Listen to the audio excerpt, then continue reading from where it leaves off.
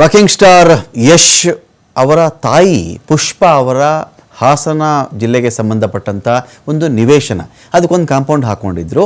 ಈ ಒಂದೇ ನಿವೇಶನವನ್ನು ಇಬ್ಬಿಬ್ಬರ ಹೆಸರಿಗೆ ಇಲ್ಲಿ ಖಾತೆ ಮಾಡಿಸ್ಬಿಟ್ಟಿದ್ದಾರೆ ಅಂತ ಆರೋಪ ಕೇಳಿ ಬಂದಿತ್ತು. ಇದು ಇಬ್ಬರು ಕಿತ್ತಾಡ್ತಿರ್ತಕ್ಕಂಥವ್ರ ಇಶ್ಯೂನೇ ಅಲ್ಲ, ಇದು ದೇವರಾಜ್ ಅವ್ರ ಇಶ್ಯೂನೂ ಅಲ್ಲ, ಪುಷ್ಪ ಅವ್ರ ಇಶ್ಯೂನೂ ಅಲ್ಲ.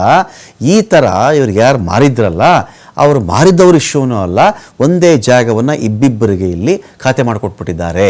ಅಧಿಕಾರಿಗಳು ಶಾಮೀಲಾಗಿದ್ದಾರೆ, ಅವರ ಕೈವಾಡ ಇದೆ ಅಂತೆಲ್ಲ ಬಂತಲ್ಲ.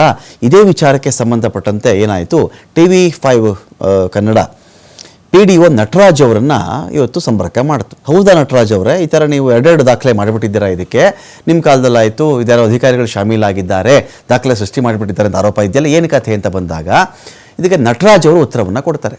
ವಿದ್ಯಾನಗರದ ಸೈಟ್ನ ವಿಚಾರಕ್ಕೆ ಸಂಬಂಧಪಟ್ಟಂತೆ ಅವ್ರು ಕೊಟ್ಟಿರೋ ಉತ್ತರ ಇದು. ಅವ್ರು ಹೇಳೋದೇನು, ಸೈಟ್ ವಿಚಾರದಲ್ಲಿ ಸುಳ್ಳೇನಾದರೂ ಸಾಬೀತಾಗಿಬಿಟ್ರೆ, ಇದನ್ನು ಪ್ರೂವ್ ಮಾಡಿಬಿಟ್ರೆ, ಅಧಿಕಾರಿಗಳು ಇದರಲ್ಲಿ ಮೋಸ ಮಾಡಿದ್ದಾರೆ ಅಂತ ಪ್ರೂವ್ ಮಾಡಿಬಿಟ್ರೆ, ನಾನು ಈ ಹುದ್ದೆಯಲ್ಲೇ ಇರೋಲ್ಲ, ರಾಜೀನಾಮೆ ಕೊಟ್ಬಿಡ್ತೀನಿ. ನಾವು ಬಣ್ಣ ಹಚ್ಚಿ ಮಾತನಾಡುವವರಲ್ಲ, ಓದಿ ವಿದ್ಯಾಭ್ಯಾಸ ಮಾಡ್ಕೊಂಡು ಕೆಲಸ ತೊಗೊಂಡಿದ್ದೀನಿ. ನಾನು ಹಿಂದೆ PDO ಸಂಘದ ಜಿಲ್ಲಾಧ್ಯಕ್ಷನ ಕೆಲಸ ಕೂಡ ಮಾಡಿದ್ದೇನೆ.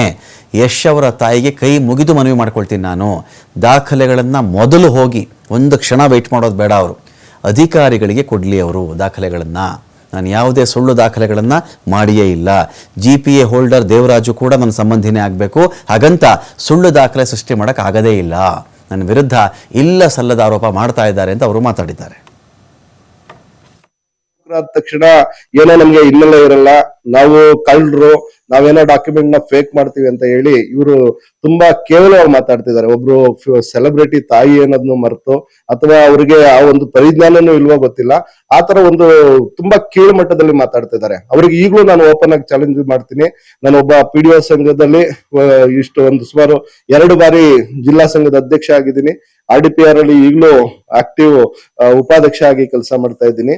ಆದ್ರೆ ನಾನು ಅವರಿಗೆ ಓಪನ್ ಆಗಿ ಚಾಲೆಂಜ್ ಮಾಡ್ತೀನಿ, ನಾನು ಏನಾದ್ರೂ ತಪ್ಪು ಮಾಡಿರೋದನ್ನ ಅವ್ರು ಏನಾದ್ರೂ ಪ್ರೂವ್ ಮಾಡಿದ್ರೆ ಅಥವಾ ದಾಖಲೆ ಸಮೇತ ಕೊಟ್ರೆ, ನಾನು ನನ್ನ ಕೆಲಸಕ್ಕೆ ರಾಜೀನಾಮೆ ಕೊಟ್ಟು ಆ ತಪ್ಪಿಗೆ ಏನ್ ಶಿಕ್ಷಣ ಮೇಲಧಿಕಾರಿಗಳು ಅಥವಾ ನ್ಯಾಯಾಲಯ ಕೊಡುತ್ತೋ ಆ ತಪ್ಪನ್ನ ನಾನು ಫೇಸ್ ಮಾಡೋದಕ್ಕೆ ರೆಡಿ ಇದ್ದೀನಿ ಅಂತ ಓಪನ್ ಚಾಲೆಂಜ್ ಮಾಡ್ತೀನಿ. ನನ್ನ ಅವಧಿಯಲ್ಲಿ ಯಾವುದೇ ವಿಷಯದಲ್ಲಿ ಇದರಲ್ಲಿ ತಪ್ಪಾಗಿದ್ರೆ ನಾನು ನನ್ನ ವೃತ್ತಿಗೆ ರಾಜೀನಾಮೆನ ಕೊಟ್ಟು ನಾನು ಹೊರಗಡೆ ಬರೋದಕ್ಕೆ ಬಂದು ನನಗೆ ಏನ್ ಶಿಕ್ಷೆ ಕೊಡ್ತಾರೆ ಅದನ್ನ ಅನುಭವಿಸಕ್ಕಾಗ್ತೇನೆ. ಮತ್ತೆ ಇನ್ನೂ ಒಂದು ಅಡಿಷನಲ್ ಆಗಿ ಹೇಳಕ್ ಇಷ್ಟಪಡ್ತೀನಿ, ಇದನ್ನೇ ನೀವು ಮುಂದುವರಿಸಿದ್ರೆ ನಾನು ಕಾನೂನು ರೀತಿಯಲ್ಲಿ ಹೋರಾಟನ ಮಾಡಿ ನಿಮ್ಮ ಮೇಲೆ ಮಾನನಷ್ಟ ಮೊಕದ್ದಮೆನು, ನಾನು ವಕೀಲನಾಗಿ ಕೆಲಸ ಮಾಡಿದವನು, ನನಗೆ ಮಾನನಷ್ಟ ಮೊಕದ್ದಮೆ ಹೂಡೋದಕ್ಕೂ ಸಹ ನನ್ನ ಹಿರಿಯ ಅಧಿಕಾರಿಗಳಿಂದ ಅನುಮತಿ ಮತ್ತೆ ವಕೀಲರಿಂದ ಸಲಹೆಯನ್ನು ಪಡಿತೀನಿ ಅಂತ ಹೇಳ್ತಾ, ಸರ್ಕಾರಿ ನೌಕರ ಆದ ತಕ್ಷಣ ಏನೋ ನಮ್ಗೆ ಹಿನ್ನೆಲೆ ಇರಲ್ಲ.